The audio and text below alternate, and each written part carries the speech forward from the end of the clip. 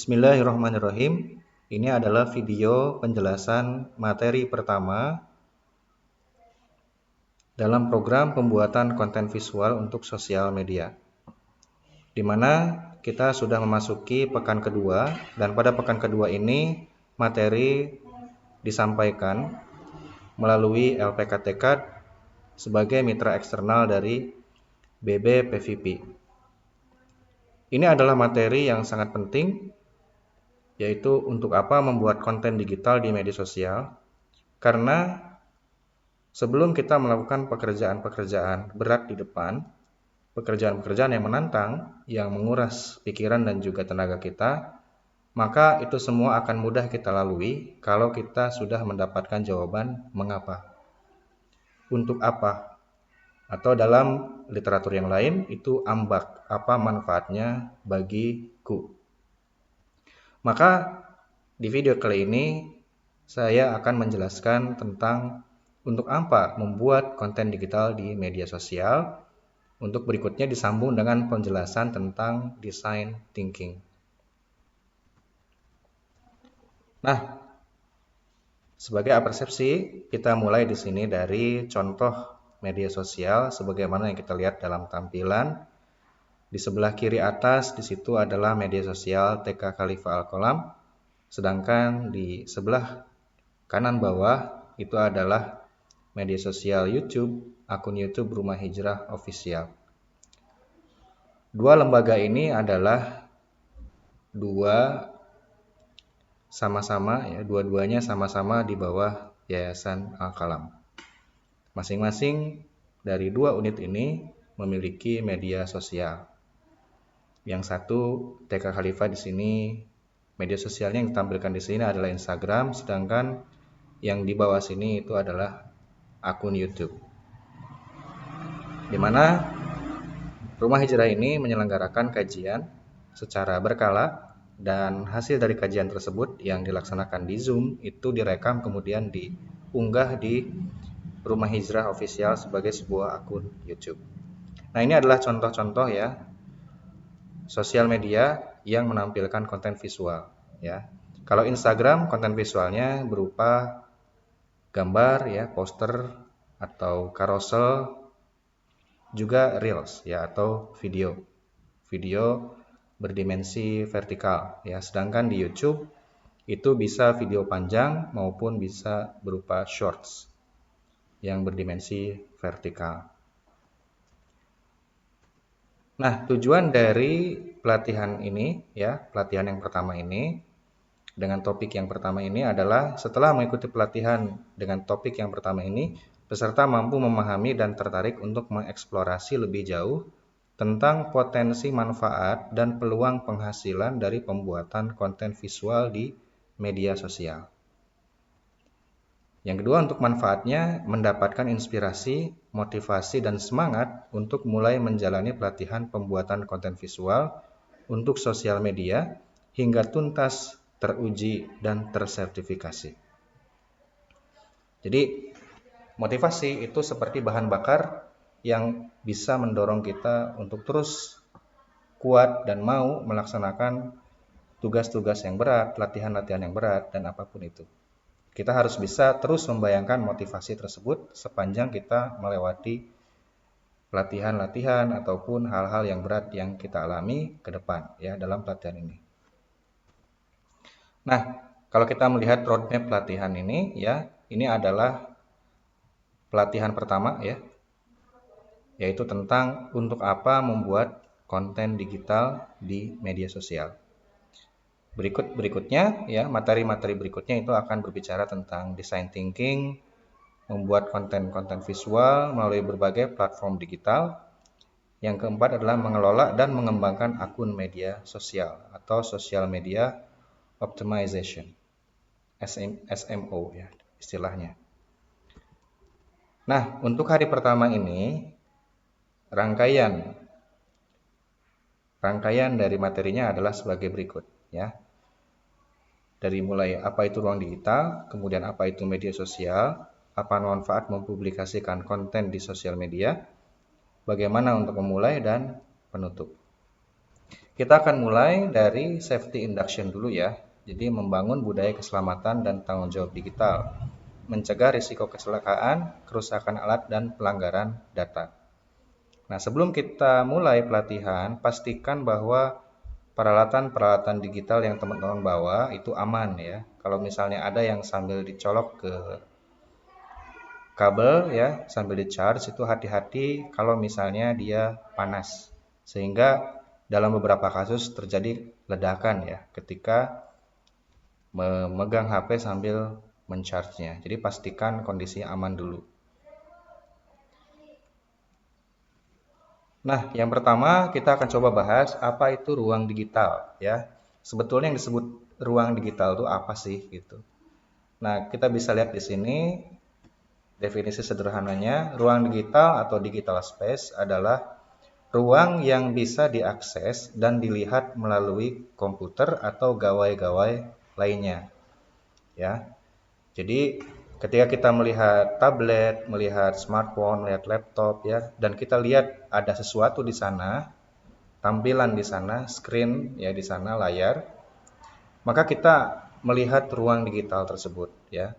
Dan kita bisa memahami bahwa ruang digital tersebut memiliki beberapa fungsi yang tidak sama dengan fungsi yang ada di dunia fisik ya. Jadi fungsi-fungsi yang bisa memutar musik ya dan kemudian menampilkan video. Nah, itu fungsi-fungsi yang bisa ditunjukkan ya, fungsi yang bisa diperankan oleh ruang digital. Jadi di ruang digital ini dari mulai yang paling sederhana dulu ya, ketika pertama kali komputer ada ya dengan sistem operasi DOS misalnya, sampai sekarang itu kita lihat ruang digital itu makin luas, bahkan bukan hanya dilihat melalui HP saja, bahkan sampai imersinya tuh full, seperti kita melihat virtual reality ya, sebagaimana yang kita lihat di contoh gambar yang paling kanan ini. Jadi ketika kita menggunakan virtual reality alat tersebut ya, kita seolah-olah masuk ke dunia baru ya. 360 derajat yang kita lihat itu adalah seperti dunia baru. Kita seperti terjun ke sebuah dunia yang berbeda dengan dunia realita yang fisik ya. Kita lihat di sini misalnya sederhananya ini tampilan dari PC ya, personal computer. Nah, ini apa yang kita lihat di PC ini itu adalah ruang digital ya. Yang di sebelah kanan juga itu smartphone, itu juga yang kita lihat di situ adalah ruang digital. Nah, di ruang digital itu ada banyak ya, ada banyak aplikasi, ada banyak data yang bisa kita buka ya, ada banyak fungsi dan sebagainya. Jadi banyak hal yang bisa kita lakukan di dunia digital yang tidak bisa kita dapatkan di ruang fisik gitu ya. Nah, itu keistimewaan dari ruang digital ya. Ada hal-hal yang bisa ditampilkan, disajikan oleh ruang digital yang tidak bisa kita dapatkan di ruang fisik. Dulu kalau kita misalnya ya ingin melihat terjemah dari satu kata bahasa Inggris, dulu kita lihat kamus ya, buka kamus, di situ biasanya di buku kamus itu ada kunci awalannya ya A B C D E F G ya. Kemudian kita misalnya mencari kata digital, kita cari huruf D ya. Dari situ kita bisa masuk ke bagian yang awalnya D ya, dan kita lihat artinya.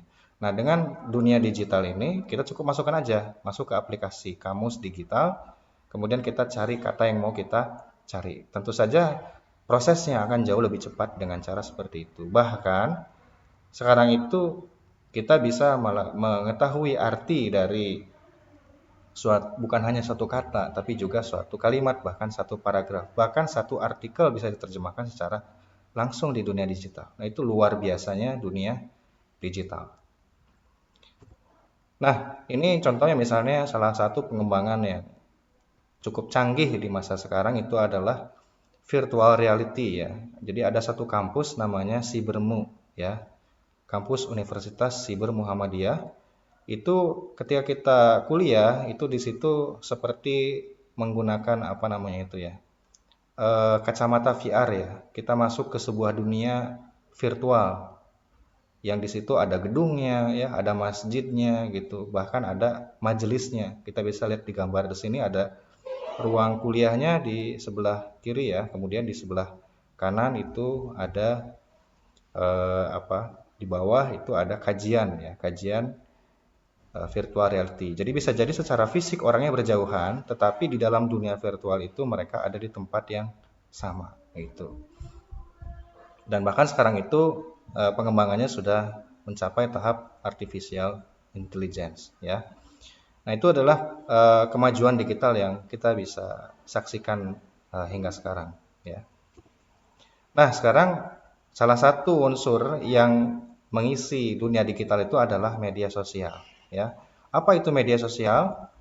Media sosial itu adalah sarana berbasis internet yang memungkinkan individu atau komunitas ya, atau bisa berupa swasta ya, bisa berupa yayasan, bisa berupa negara bahkan itu untuk berkomunikasi, berpartisipasi, berbagi dan membentuk jejaring secara daring ya. Nah, ini luar biasanya media sosial itu dia bisa melibatkan banyak orang selama mereka terhubung dengan internet ya. Karena memang media sosial ini dihubungkan dengan internet gitu. Jadi yang memungkinkan orang untuk tersambung antara satu orang dengan orang lain. Kalau zaman dulu itu dengan telepon ya, kemudian juga dengan SMS. Nah, sekarang itu dengan adanya jaringan internet, fungsi dari telepon dan juga SMS itu yang menggunakan pulsa itu makin menurun ya, dan digantikan dengan fungsi telepon dan eh, chat itu menggunakan aplikasi-aplikasi yang berbasis kepada data internet ya. Nah, data terbaru ya yang berasal dari sumber Backlinko ya yang diterbitkan oleh wartaekonomi.co.id untuk per Februari ya 2025 ya kalau tidak salah. Nah, ini yang paling besar, ini mungkin perlu dicek lagi ya untuk tahunnya. Nah, ini yang kita lihat dalam angka ini, itu yang terbesar adalah Facebook ya, kemudian YouTube, Instagram, WhatsApp, TikTok, dan sebagainya. Ini untuk yang di dunia ya. Ini perlu dicek ulang ini untuk tahunnya. Tetapi untuk yang tahun 2025 eh, dan di Indonesia, yang paling besar penggunaannya itu adalah WhatsApp. WhatsApp juga merupakan media sosial, cuman fitur-fiturnya itu tidak sama dengan fitur media sosial yang lain. WhatsApp itu lebih berbasis kepada chat ya, lebih berbasis kepada fitur chatnya. Sedangkan Instagram lebih menekankan kepada display poster ya, display visual gitu ya, display visual. Poster, kemudian carousel, video dan story ya bisa kita dijangkau kepada akun-akun yang tidak memfollow kita. Nah, Facebook juga sama, ini Facebook sudah lama dan sebetulnya WhatsApp, Instagram dan Facebook itu tergabung ke dalam satu perusahaan Meta namanya. Maka ketika kita misalnya beriklan menggunakan Meta Ads itu bisa terhubung ketiga media sosial ini. Jadi ketika kita menjalankan iklan Meta Ads nanti ya, kalau misalnya kita belajar iklan berbayar, nah itu bukan hanya Instagram, bukan hanya Facebook, tapi ketiga-tiganya gitu. Nah, utamanya adalah Facebook dan Instagram. Nah, kemudian kita lihat di sini TikTok ya, dan TikTok kita lihat TikTok itu sekarang sudah seperti marketplace juga ya. Marketplace itu tempat untuk berjual beli ya. Jadi sudah mirip dengan Shopee ya, Shopee yang juga merupakan marketplace. Tetapi TikTok di sini dia menonjolkan juga sisi dirinya sebagai media sosial. Dan Telegram, kemudian Messenger FB dan X ya, di sini X masih terbatas. Nah, di sini kelebihan dan fokus SMO-nya ya. Di sini Instagram itu lebih ke visual and lifestyle ya. Fitur lengkapnya Reels, Stories, Feed ya. Feed itu artinya bagian yang paling kiri ya dari akun Instagram, itu feed. Bisa berisi postingan, bisa carousel dan juga video vertikal yang itu sesuai dengan gawai smartphone kita yang itu vertikal. Nah, kemudian fokus SMO-nya di sini lebih ke estetika feed, hashtag Reels engagement. Meskipun untuk hashtag ini perkembangan terkini yang akan menentukan keterjangkauan dari suatu postingan Instagram ini tidak lagi hashtag, tetapi tema postingannya itu sendiri. Itulah yang akan menentukan apakah dia secara algoritma akan naik ataukah akan biasa-biasa saja. Apakah dia akan menjangkau banyak orang ataukah tidak. Jadi sekarang itu lebih ke diksi tema apa dari postingan kita. Nah, itulah yang akan menentukan ya audiensnya akan seluas apa gitu. Misalnya kita postingannya berkenaan dengan sepak bola, ya barangkali nanti audiens yang terjangkau oleh postingan kita itu adalah para pecinta bola. Terlepas misalnya hashtagnya itu apa gitu ya. Jadi sekarang itu lebih menekankan kepada tema atau topik dari media sosial itu sendiri. Nah, target audiensnya ini tentu saja Gen Z, milenial ya. Kalau orang tua itu kebanyakan konon ya itu di Facebook, karena Facebook ini media sosial yang lebih lama lah gitu ya, dari tahun 2009-an mungkin ya, dari tahun 2000-an itu sudah ada Facebook. Dan yang lebih penting lagi adalah dari sisi Instagram ini adalah yang bisa menggunakan Instagram terus update itu adalah orang-orang yang tentunya memiliki sumber daya finansial untuk membeli kuota data, sehingga dia mampu untuk mengakses Instagram yang itu menguras data ya sebetulnya, karena gambar dan video kan.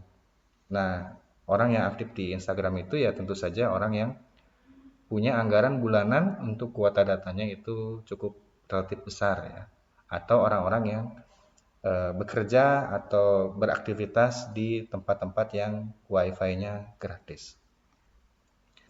Kemudian ada TikTok juga di sini ya. Kelebihan utamanya itu adalah konten cepat viral ya, algoritma juga kuat. Jadi kalau misalnya di Shopee dibandingkan antara video Shopee dengan video TikTok itu dari sisi jumlah viewersnya, penontonnya itu lebih cepat TikTok ya, meskipun pembelinya belum tentu ya sama gitu ya. Jadi bisa jadi viewersnya dikit di Shopee ya, tapi ada pembeli gitu. Tapi kalau di TikTok viewersnya lebih banyak, tapi tidak ada pembelian gitu ya. Bisa jadi seperti itu. Tetapi dia algoritmanya cukup kuat ya. Bahkan kalau misalnya kita pernah memposting satu foto di platform lain, misalnya Instagram, kemudian diposting ulang. Sorry, bukan foto ya, video. Kita memposting ulang di TikTok dengan format yang sama sebagaimana yang kita download, maka itu akan langsung ketahuan dan itu tidak akan dipermasalahkan ya. Karena TikTok bisa mengetahui apakah dia postingan yang pernah diposting ulang pernah diposting sebelumnya di media sosial lain. Nah, ini biasanya TikTok ini yang muda-muda ya, dan dia banyak juga dipakai untuk live gitu ya. Nah, dan peluang ekonomi dari TikTok ini juga cukup besar. Berikutnya adalah YouTube. Nah, ini kelebihan utamanya dia video panjang ya, kemudian ada juga video pendeknya shorts ya. Dan dia banyak menampilkan edukasi, sebetulnya bukan hanya edukasi tapi juga arts ya, seni juga banyak ya, misalnya lagu-lagu ya. Dari mulai lagu yang sifatnya jazz sampai yang dangdutan juga ada di situ ya. Bahkan kita bisa lihat yang sampai penontonnya mungkin miliaran ya, atau ratusan juta penonton gitu. Itu ada di YouTube ya. Nah, selain juga ada review misalnya kita mau beli handphone ya, kita bisa review di sini. Handphone budget 1,5 juta misalnya, tapi dengan fitur yang agak lumayan, kira-kira yang mana. Nah, itu bisa kita tonton di YouTube juga ya, banyak sekali itu konten review di YouTube.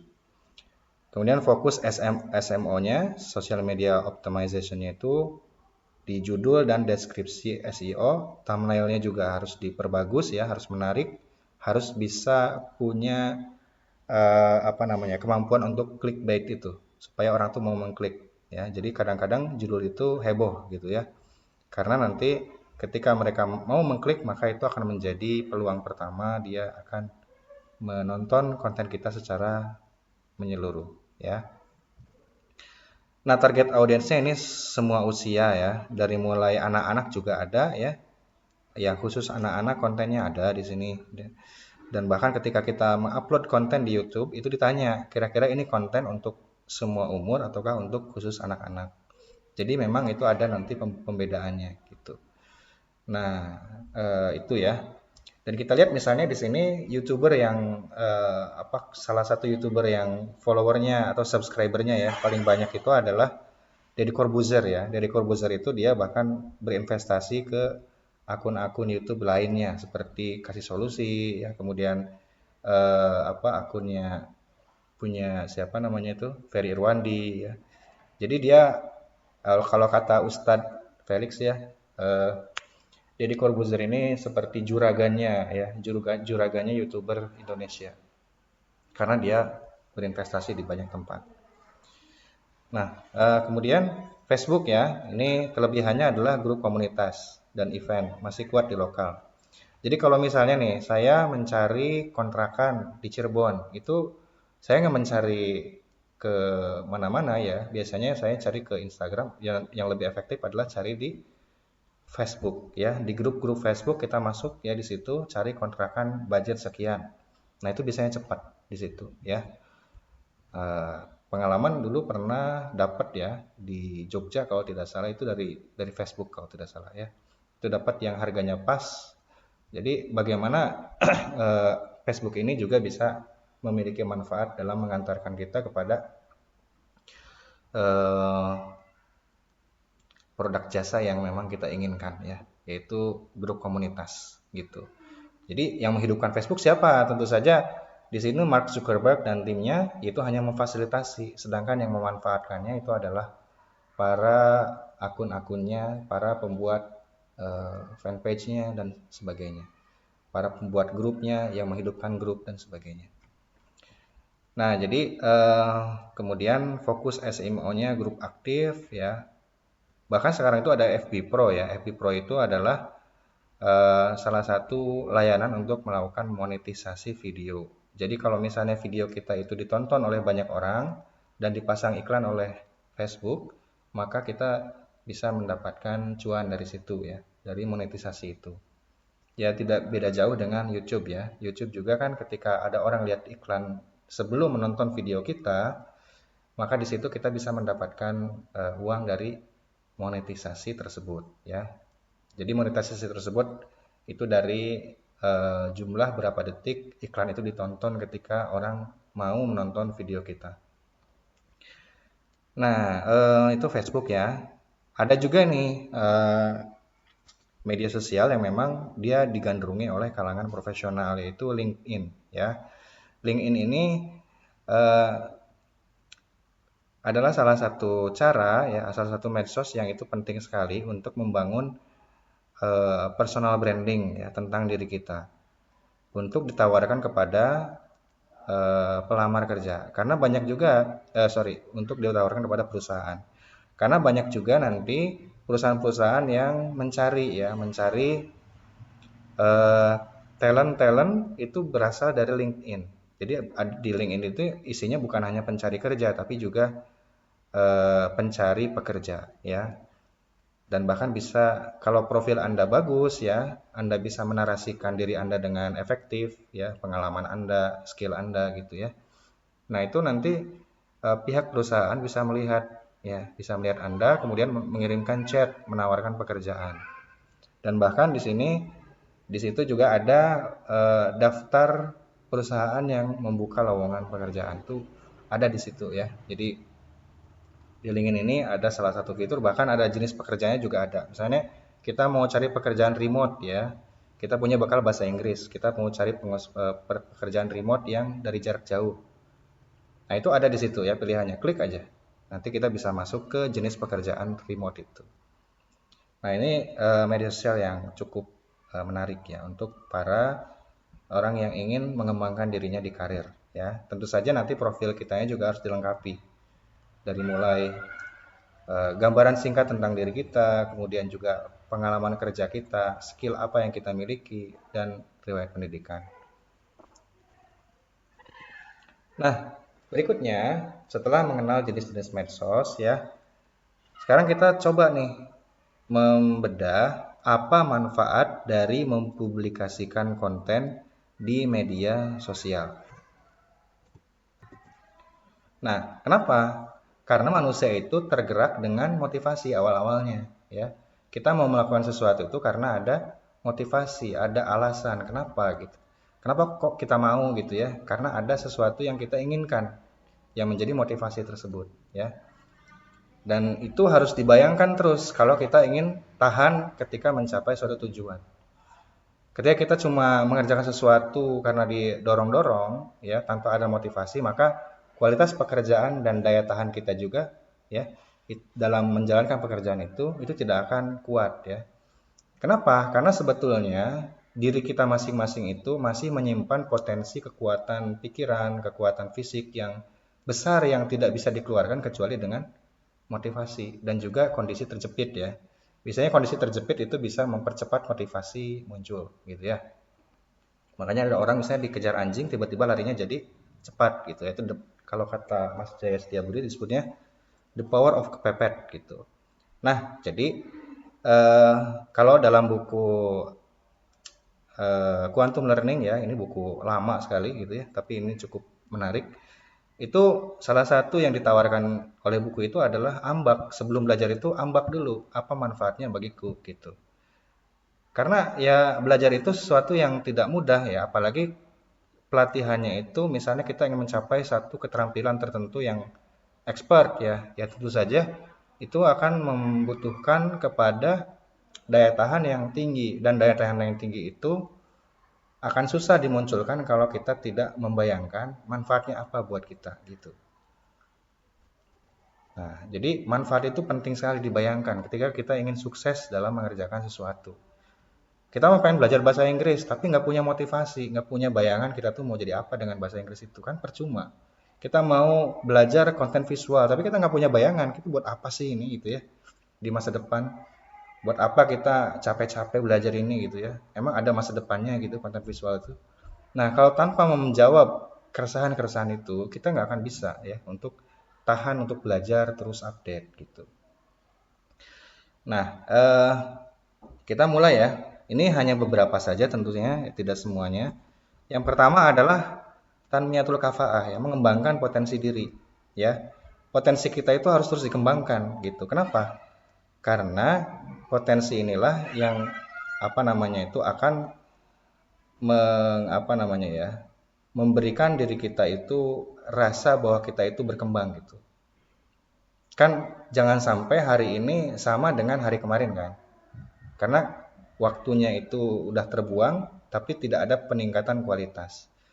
Jangan sampai juga hari ini lebih buruk daripada hari kemarin gitu. Itu bangkrut gitu ya. Tapi yang harus terus kita pastikan itu adalah bagaimana kita bisa berkembang hari ini lebih baik daripada hari kemarin. Dalam kaitannya dengan keterampilan pembuatan konten visual ini, minimalnya dengan konten visual kita, kita bisa lebih mampu untuk berbagi manfaat kepada banyak orang. Ya, ada orang yang mendapatkan inspirasi, ada orang yang tercerahkan dengan konten kita itu sudah merupakan suatu kebaikan ya. Itu merupakan suatu pahala jariah. Nah, kenapa pertanyaannya dengan mengembangkan konten visual itu bisa mengembangkan potensi diri? Pertama, dari sisi materi yang dipublikasikan. Nah, ini pengalaman saya mengembangkan akun yang sebelah kanan ini, Kebun Bahasa ya. Meskipun kuliah saya jurusan bahasa Inggris, tetapi saya masih bisa merawat pengetahuan tentang bahasa Arab yang dipelajari di pesantren. Itu karena saya bikin konten ya. Salah satunya itu karena saya bikin konten. Kan kalau kita bikin konten dan dipublikasikan, orang itu nanti akan kritis gitu ya. Ini kenapa ini gitu ya. Nah, makanya saya eh, belajar gitu ya, belajar gimana caranya supaya saya tidak melakukan kesalahan dalam mempublikasikan konten itu. Jadi akhirnya dibaca lagi ya nahunya, sorofnya gitu ya. apa namanya itu, kemudian dicek ulang lagi, bahkan sampai beli referensi tambahan untuk memastikan bahwa konten yang kita posting itu tidak keliru ya, tidak keliru. Karena kalau beda ya, kalau di sekolah itu kita belajar ya paling yang bisa mengetahui kualitas dari pelajaran kita ya guru kita. Tapi ketika kita memposting di media sosial, di brand yang kita miliki, di brand komunitas yang kita miliki, itu nanti yang akan menonton itu banyak orang gitu. Sehingga kita harus memastikan lebih ekstra lagi agar konten kita itu berbasis keilmuan yang mumpuni dan juga berbasis data yang akurat ya. Nah, di sini misalnya ada ungkapan-ungkapan berbahasa Arab, kemudian dibedah dari sisi mufrodatnya, kata-katanya ya, kosakatanya dibedah dari sisi tasrifnya ketika dia isim atau fiil yang mustaq ya atau yang mutasorif. Kemudian dibedah juga dari sisi i'rabnya, posisi dia dalam secara sintaks gitu ya. Nah, ini cukup menarik dan cukup mengembangkan diri kita sendiri. Selain kita juga bisa berbagi kepada orang-orang, ya. Nah, kemudian yang kedua adalah mengekspresikan seni dan opini, ya. Jadi konten visual juga itu bisa untuk menampilkan seni. Misalnya kita punya lukisan, ya udah posting aja, ya. Baik itu lukisan yang dilukis secara fisik dengan menggunakan tangan kita, maupun konten visual yang kita buat dengan menggunakan aplikasi-aplikasi gambar yang kita miliki ya. Nah, itu bisa untuk ekspresi seni ya. Ekspresi seni itu seperti itu. Atau bisa juga untuk mengekspresikan opini ya. Jadi di sini misalnya ada salah satu contoh dari satu akun YouTube ya dengan 7 juta subscriber namanya Tekotok gitu. Nah, ini sederhana ya, orangnya itu ya kayak gitu aja gitu ya. Seperti itu. Tapi di situ bukan hanya menampilkan seni, tapi juga ada opini ya, ada apa namanya itu menyampaikan gagasan dengan menggunakan cerita. Kadang-kadang dia ada lessonnya ya, ada kadang-kadang ada lucunya juga gitu ya, dan bahkan seringnya lucu biasanya ya. Nah, ini memang konten sederhana ya, lihat cuma kayak gitu doang gitu ya. Jadi bukan pakai muka, wajah, kemudian apa tangan kaki yang seperti realistis ya, tapi cukup kayak gitu aja Tekotok ini. Tetapi cerita yang dikembangkan tuh sangat luar biasa ya. Dan itu seninya dan sastranya itu masuk di situ. Tapi juga ada opini yang di apa dituangkan di situ ya. Nah, kemudian juga manfaat berikutnya adalah membangun portofolio ya. Jadi portofolio ini adalah sekumpulan karya yang mendemonstrasikan atau memperlihatkan pemahaman dan kompetensi diri kita dalam bidang atau keterampilan tertentu. Misalnya ketika kita magang di suatu tempat, kita disuruh bikin postingan Instagram. Nah, postingan itu bisa menjadi portofolio kita, ya. Kita disuruh bikin video, ya, menampilkan sebuah produk ketika kita bekerja magang di suatu tempat, maka video itulah yang bisa menjadi karya yang menjadi portofolio kita. Dari portofolio itu, para pencari kerja, para pencari pekerja nantinya, para HRD nantinya bisa melihat, oh orang ini ternyata jago di bidang desain, ya. Oh orang ini ternyata jago di bidang video editing. Itu adalah karyanya. Ya udah, dia makin yakin bahwa orang ini memiliki kompetensi dan siap direkrut untuk menjadi video editor ya ataupun apa namanya itu sosial media admin. Nah, yang berikutnya adalah menciptakan peluang penghasilan bisnis. Nah, kalau tadi untuk rekrutmen tenaga kerja, lowongan kerja ya. Kalau ini untuk bisnis. Nah, di sini saya mendapatkan konten dari Victoria Wong ya. Di sini ada 5 bisnis model bagi para konten kreator. Ya, ada 5 bisnis model bagi para konten kreator. Yang pertama adalah monetisasi. Nah, ini contohnya TK Khalifah Al-Kolam ya. Dia udah punya akun YouTube dan dalam beberapa bulan ini penghasilannya memang baru sedikit ya, baru sekitar 136 ribuan ya. Dan ini baru bisa diambil kalau sudah mencapai 1,3 juta ya. Jadi ini baru monetisasinya ya, belum begitu lama. Dan dari hasil tersebut kita mendapatkan uang ya. TK ini mendapatkan uang dari hasil monetisasi di YouTube. Sebetulnya bukan hanya YouTube ya, tapi juga sebagaimana sudah disebutkan sebelumnya, monetisasi juga ada di FB Pro ya. FB Pro juga bisa monetisasi. Dan di TikTok ya, dengan adanya GIF itu. Seperti itu. Yang kedua, brand deals ya. Brand deals itu salah satunya adalah dengan menjadi influencer dan mempromosikan sebuah produk ya. Nah, di sini kita bisa lihat datanya ya. Followers yang dari 1000 sampai 24.999 itu di penghasilannya untuk per foto ya. Fee per fotonya itu adalah 1.321 ya, 454. Nah, kalau udah punya 1 juta follower ya atau lebih, maka satu fotonya itu seharga 16.702 sekian sekian sekian. Jadi ini bisa jadi peluang bisnis juga ya melalui brand deals ini. Jadi ada brand yang tahu kita tuh pemilik dari sebuah akun Instagram yang followernya misalnya ratusan ribu, nah itu kita bisa dapat tawaran-tawaran postingan ya, iklan per foto ya, atau per postingan ya.